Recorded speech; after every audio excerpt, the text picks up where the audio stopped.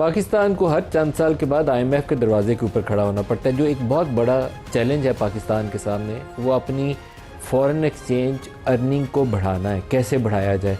जो क्राइसिस शुरू होता है पाकिस्तान में, वो बैलेंस ऑफ पेमेंट्स के क्राइसिस से ही स्टार्ट होता है और वही हमें दोबारा आईएमएफ के दरवाजे पे ले जाता है। पाकिस्तान से बरामदात बढ़ नहीं पाती। अब पिछले अगर 5-6 साल की आप कहानी देखें तो हम 30 अरब 31 अरब डॉलर के आगे पीछे, कभी 2 ऊपर कभी 1 नीचे, उसी में फंसे हुए हैं और उसको क्रॉस नहीं कर पाते। इंपोर्ट्स इसके मुकाबले में हमारी वो 70-80 अरब डॉलर तक पहुंच जाती हैं और हमारे लिए इतनी मुश्किल पैदा हो जाती है कि इसको फाइनेंस कैसे करें। अब रवा माली साल में एक अल्लाह ताला की तरफ से ख़ास इनाम है। पिछले साल भी अल्लाह की मेहरबानी रही थी और उस मेहरबानी के पीछे पाकिस्तान के हालात का भी बहुत दखल है। यहाँ पढ़ी लिखी यूथ को जॉब्स नहीं मिली और बड़ी तादाद में पढ़े लिखे जो नौजवान हैं वो पाकिस्तान से बाहर दूसरे ममालिक का रुख कर रहे हैं। उसका नतीजा ये है कि जो बैंकिंग चैनल से रिमिटेंसेस आने की टोटल क्वांटम है उसमें खातिर-ख्वाह इजाफा हो गया। तो अगर 40 अरब डॉलर की रिमिटेंसेस आती हैं, उधर से 40 अरब डॉलर का ट्रेड डेफिसिट होता है तो हम उसको फाइनेंस कर देते हैं। लेकिन हम अपनी बरामदात को नहीं बढ़ा पाए, फॉरेन डायरेक्ट इन्वेस्टमेंट पाकिस्तान में नहीं ला पाए और एक मुश्किल सूरत हाल का हमें सामना है। इसी तरीके से जब आपकी लार्ज स्केल मैन्युफैक्चरिंग के नंबर्स को सामने रखा जाए तो पिछले 3-4-5 सालों से क्राइसिस लाइक सिचुएशन है। मैन्युफैक्चरिंग के शोबे में नई सरमायाकारी नहीं आई, बरामदात बढ़ी नहीं, तो एलएसएम की ग्रोथ ना होने के बराबर है। रवां साल के पहले 5 माह में after a very long period हमें 6% की ग्रोथ नज़र आती है। लेकिन इस 6% की ग्रोथ के अंदर भी 175% या पता नहीं इससे भी शायद ज़्यादा शहरों से हमने ग्रोथ अपनी ऑटोमोबाइल सेक्टर के अंदर दिखाई हुई है। बाकी जो एरियाज़ लार्जली हैं बहुत ही निग्लेजिबल ग्रोथ है और बाज़ों के अंदर नेगेटिव ट्रेंड है। तो आज के इस प्रोग्राम में हम फोकस करेंगे कि असल मसला है क्या, बरामदात बढ़ क्यों नहीं पाती, बढ़ानी है तो कैसे बढ़ाएं, मैन्युफैक्चरिंग के शोबे में नई सरमायाकारी क्यों नहीं आ रही, एफडीआई फ्लोज पाकिस्तान में बिल्कुल सूख गए हैं, इसके बगैर पाकिस्तान आगे कैसे चलेगा। और इस मौजू के ऊपर बात हमारे साथ मेहमान शख्सियात में है, मरूफ बिज़नेस लीडर्स हैं। आज 3 बड़े बड़े कारोबारी शख्सियात हैं, बड़े नामवर लोग हैं। आज हमारे साथ एसएम तनवीर साहब हैं, कामरान अरशद साहब हैं और मोहम्मद रेहान हनीफ साहब हैं। सबको प्रोग्राम में खुश आमदीद कहते हैं। एसएम तनवीर साहब, आपसे आगाज़ करूँगा। 18.2 अरब डॉलर की बरामदात हैं अभी तक के जो अदादोशुमार हमारे पास 7 माह के हैं। इसके मुकाबले में 40.2 अरब डॉलर की इंपोर्ट्स हैं। 22 अरब डॉलर का ट्रेड डेफिसिट हम ऑलरेडी कर चुके हैं। बरामदात में अनफॉर्चुनेटली जनवरी के महीने में इजाफे के बावजूद मजमूई तौर पर 7 माह में -7% नेगेटिव ग्रोथ है 7% की। तो हम बरामदात में इतनी मुश्किलात का क्यों शिकार है, क्यों नहीं बढ़ा पा रहे? बिस्मिल्लाहिर्रहमानिर्रहीम। देखिए, ये हम सबको पता है कि हमें डॉलर्स अपने मुल्क में चाहिए। अब डॉलर कैसे आ सकते हैं? एक्सपोर्ट करेंगे, एफडीआई आएगी या टूरिज़्म होगा। इसके अलावा तो कोई हल नहीं है डॉलर लाने का।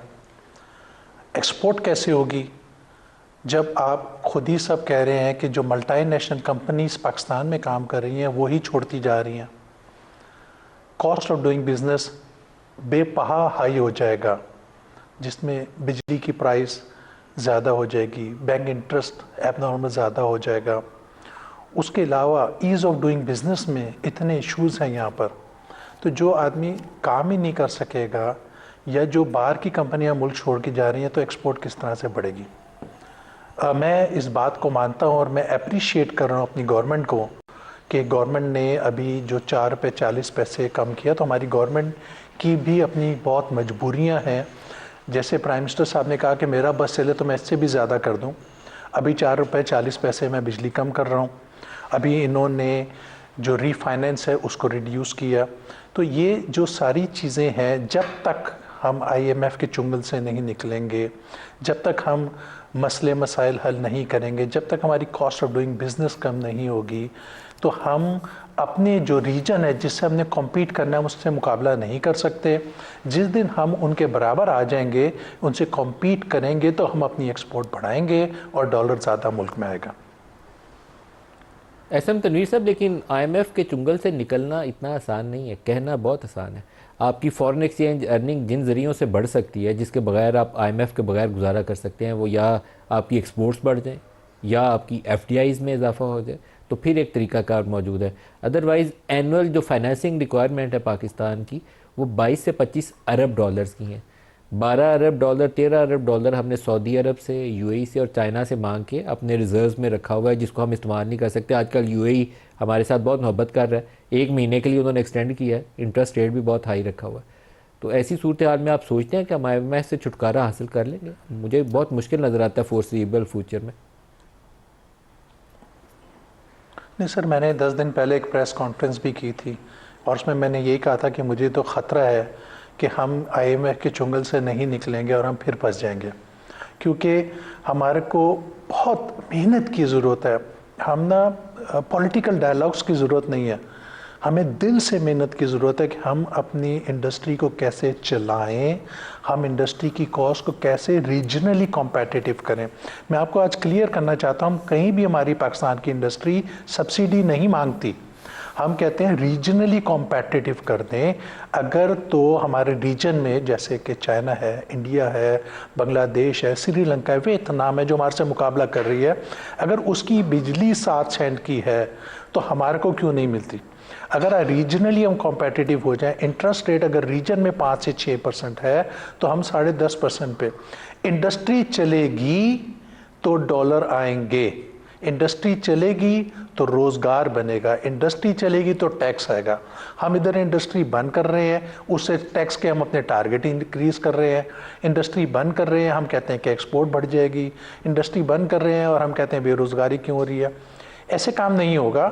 उसके लिए सर जोड़ के बैठ के सख्त फैसले करने पड़ेंगे। सख्त फैसले होंगे तो काम होगा, नहीं तो ये काम नहीं होगा। कामरान अरशद साहब, आप इस पे रोशनी डालिएगा। अमेरिका से हमने मुआहदा किया था 18% पे, बड़ी हमने 19% पे बड़ी खुशियाँ मनाई थी कि अब हमारी बरामदात बढ़ जाएंगी। दिसंबर तक तो बढ़ी नहीं, जनवरी का नंबर ऊपर गया। अब इंडिया का भी एग्रीमेंट हो गया और इंडिया का सिर्फ अमेरिका से मुआहदा नहीं हुआ, उसके ऊपर कुछ सवालिया निशान है। रूस से तेल ख़रीदने वाली शर्त है, वो छोड़ेंगे या नहीं खरीदेंगे पता चलेगा आइंदा आने वाले दिनों में। लेकिन यूरोपियन यूनियन ने अपनी इंडिया वाली डील को बोला है मदर ऑफ ऑल डील्स। तो हम जिस GSP प्लस सिस्टम के ऊपर हम बड़े खुश थे कि हमें 1-1.5 अरब डॉलर की इजाफी मार्केट मिली हुई है, वो अब इजाफी मार्केट आपसे छिन जाएगी, क्योंकि उससे ज़्यादा फेवरेबल टर्म्स के ऊपर टेक्सटाइल सेक्टर जो इंडिया का है उसको मार्केट रसाई होगी यूरोपियन यूनियन में। आप इस पोजीशन में होंगे कि कम्पीट कर सकें या आउट हो जाएंगे मार्केट से? जी, बिस्मिल्लाहिर्रहमानिर्रहीम। पहले तो मैं समझता हूँ कि जो सारी बातें SM तनवीर साहब ने कही वो बिल्कुल 100% दुरुस्त हैं। और आपने बात की ये इंडिया का टैरिफ जो अमेरिका ने दिया 18% पे, हमें 19 दिया। तो जब हमें 19 मिला भी था तो हम शायद उस वक्त बड़े खुश हो रहे थे कि बांग्लादेश और वियतनाम को 20% मिला है, इंडिया को 25 मिला था। 25 उनका टैरिफ था और 25% इजाफी उन पे रशियन तेल ख़रीदने का लागू हो गया था। चाइना का इस वक्त कोई 35% के करीब फ्रोज़न है। तो मैंने तब भी कई प्रोग्राम्स पे, शायद आपके प्रोग्राम पे भी कहा था कि मुझे इसकी समझ में नहीं आ रही, बिकॉज़ हम अमेरिका को $5 बिलियन एक्सपोर्ट करते हैं एंड $2 बिलियन इंपोर्ट करते हैं। तो हमारा उनसे ट्रेड डेफिसिट है ही $3 बिलियन का, जबकि बांग्लादेश का कोई $7 से $8 बिलियन का है, इंडिया का $48 बिलियन का और वियतनाम का $125 बिलियन का। तो हमें तो 15 से 16% मिलना चाहिए था, बिकॉज़ हमारा ट्रेड डेफिसिट विद US सबसे कम है पूरे ख़त्ते में। प्लस हमारी चूँकि कॉस्टें इतनी हाई हैं, जैसे SM तनवीर साहब ने कहा, तो अगर हमें 15-16% मिलता, लेकिन आपने देखा है कि इंडिया ने successful lobbying back channel engage करके अमेरिका से 18% ले लिया और उनका सारा कॉस्ट स्ट्रक्चर हमसे कम है। और उधर से उन्होंने यूरोप के साथ भी ये ड्यूटी फ्री डील कर लिया, जहाँ उनका 12% था उनकी सारी प्रोडक्ट्स पे, और हमें GSP प्लस की वजह से ज़ीरो ड्यूटी एक्सेस थी। तो जो यूरोप वाला एग्रीमेंट है वो रेटिफाई होते होते EU कमीशन, EU पार्लियामेंट से कोई 9 से 10 महीने लग जाएंगे। तो मैं ये समझ रहा हूँ हमारे लिए 2 अहम डेडलाइंस हैं। एक, जब इंडिया यूरोप में एक्चुअली एक्सपोर्ट करना शुरू कर देगा, एग्रीमेंट के 9 या 10 महीने बाद, जो एग्रीमेंट हो गया तो 9 या 10 महीने बाद जब वो फॉर्मलाइज हो जाएगा, तो साल के आखिर तक जब इंडिया की एक्सपोर्ट शुरू हो जाएगी तो हमारी एक्सपोर्ट को ख़तरा पड़ सकता है टू यूरोप। दूसरा, ये जो आपका IMF प्रोग्राम है ये आपको सितंबर 2024 में मिला था, ये नवंबर 2027 में लैप्स कर रहा है। तो हमारे पास अब लेस दैन 2 साल रह गए हैं जिसमें हम अपना हाउस एंड ऑर्डर कर लें। एंड जैसे ये कॉस्ट ऑफ डूइंग बिज़नेस की बात की, जिसमें बिजली है, गैस है, इंटरेस्ट रेट है, टैक्सेशन है, ये चारों चीज़ों को एड्रेस करना है। अगेन हमारा काम हर दफ़ा हुकूमत वक्त को तनकीद करना नहीं होता, लेकिन अपनी डिमांड्स इंडस्ट्री के बिहाफ पे एंड फॉर द कंट्री हमेशा बार बार सामने रखना।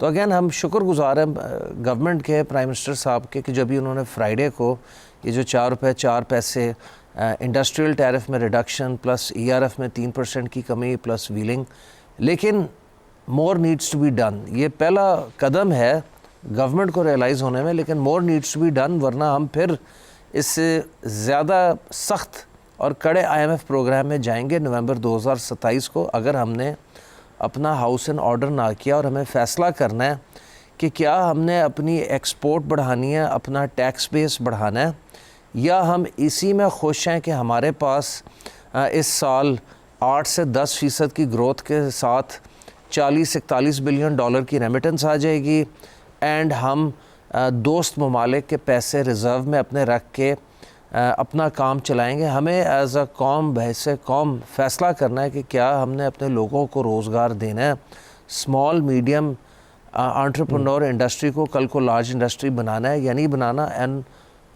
इकॉनमी को आगे चलाना सही है। मोहम्मद रेहान हनीफ साहब से भी इस गुफ्तगू में शामिल कर लें। रेहान साहब, क्या आप सोचते हैं कि हम IMF से निकलने की पोजीशन में होंगे अगले साल 1.5 साल के अंदर, क्योंकि आपकी foreign exchange earning capacity other than आपकी रिमिटेंसेस उसमें इजाफा नहीं हुआ, आपकी FDI फ्लोज नहीं बढ़े, आपकी एक्सपोर्ट्स नहीं बढ़ी।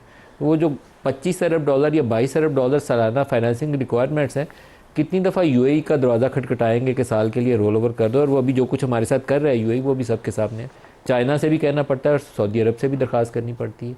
हम इससे निकलेंगे नहीं आसानी से, बड़ा मुश्किल चैलेंज है। Thank you very much Nadeem साहब फॉर हैविंग मी। देखिए, इस वक्त कोई सूरत नज़र नहीं आती कि हम IMF के चुंगल से निकल सकें। अगर जो इक़दामात अभी जो बातें SM तनवीर साहब ने की हैं, अगर वो सब पे इम्प्लीमेंटेशन अभी से भी शुरू हो जाए, तब भी ये साल 1.5 साल में हम इतना रिकवर नहीं कर सकेंगे कि हम IMF के नए प्रोग्राम में ना जाएं। तो मैं समझता हूँ कि अगला प्रोग्राम IMF का हमें लेना ही पड़ेगा। और दूसरी बात ये कि जब तक हम अपनी एक्सपोर्ट्स, देखिए एक्सपोर्ट्स बढ़ाना ही एक ही वाहिद हल है पाकिस्तान के पास कि हम IMF के प्रोग्राम से निकल जाएं। और एक्सपोर्ट बढ़ाने के लिए, जैसा कि तनवीर साहब ने भी कहा, कि हमें रीजन से कॉम्पिटिटिव होने की ज़रूरत है। अब हमारी बिजली उनसे महंगी है रीजन से, हमारी इंटरेस्ट रेट उनसे महंगा है, हमारी गैस उनसे महंगी है, हमारी पानी तक उनसे महंगा है। तो अब आप देखिए, गैस 4000 रुपये में कैप्टिव पावर को दी जा रही है, जबकि उसकी क्रॉस सब्सिडी दे रहे हैं, ये फर्टिलाइज़र को 1500 रुपये में दे रहे हैं, जबकि बांग्लादेश में सब्सिडी दी जा रही है इंडस्ट्री को। कैसे कम्पीट करेंगे जब हमारी कॉस्ट ही अपने रीजन से, इंडिया से, बांग्लादेश से 13 से 15% महंगी होगी, तो हमसे कौन माल लेगा। और दूसरा, अब तो ये मदर ऑफ ऑल डील्स होने जा रही है, तो ये तो मैं समझता हूँ जो रही सही कसर है वो भी ख़त्म हो जाएगी। तो हमें बिल्कुल फौरी तौर पर, हंगामी तौर पर बैठना पड़ेगा गवर्नमेंट को और ताजिर बरादरी को, और बैठ के एक लाएअमल तैयार करना पड़ेगा कि किस तरीके से हम आने वाले चैलेंजेस से निपटें और अपनी एक्सपोर्ट्स को बढ़ा सकें। सर, एक और मसला भी है, पहले आप ही रेहान साहब इसका जवाब दे दें। जो पाकिस्तान में इस वक्त टैक्स रेट है, कुछ 60% तक इंडस्ट्री पे चला जाता है और 40% तक सैलरीड क्लास के ऊपर चला जाता है। तो ये तो मुझे लगता है कि ये किलिंग है बाकायदा। आपकी सैलरीड क्लास भी चीखें मार रही है, उसके लिए 100 रुपये में से 40 उसको कट जाएंगे तो उसको क्या मिलेगा? कुछ भी नहीं मिलेगा। ऊपर से इन्फ्लेशन सालाना जो पिछले 3-4 सालों में तो 40-40% तक जा रही थी, मार छोड़ा उसने एक आम आदमी को। इंडस्ट्री के ऊपर 60% है। तो क्या इज़ इट सस्टेनेबल कि हम इतने हाई टैक्स रेट के साथ तवक्को रखें कि कोई SM तनवीर साहब 10 और इंडस्ट्रीज़ लगाएंगे, रेहान साहब आएंगे तो वो और कारोबार खोलेंगे? बिल्कुल आप दुरुस्त फरमा रहे हैं। हायर टैक्स जो है वो आपको जो आपकी इन्वेस्टमेंट है उसको अट्रैक्ट नहीं करता। अभी जो माजी करीब में जो जितने भी यहाँ से फैक्ट्रीज, जो जितने भी लोग यहाँ से कारोबार समेट के चले गए हैं, उसमें जो बिगेस्ट रीज़न था, one of the biggest reason जो था वो हायर टैक्स, ये जो ख़ास तौर पे जो सुपर टैक्स लगाया ये है। तो ये बिल्कुल इस आने वाले बजट में गवर्नमेंट को नज़रसानी करनी चाहिए। ख़ास तौर पे जो सुपर टैक्स है उसको वापस लेना चाहिए, क्योंकि सुपर टैक्स से गवर्नमेंट को आमदनी इतनी नहीं हुई जितना नुकसान हो गया है। तो ये सब चीज़ें कंसिडर करनी चाहिए गवर्नमेंट को कि हायर टैक्स आपके, जारी बात है एक जो बिजनेसमैन है वो वही जगह ढूंढेगा जहाँ पे या टैक्स ना हो या कम हो। तो इतने बड़े टैक्स के साथ, इतने हाई टैक्स के साथ मुमकिन नहीं है कि हमारे यहाँ इंडस्ट्रियलाइजेशन हो।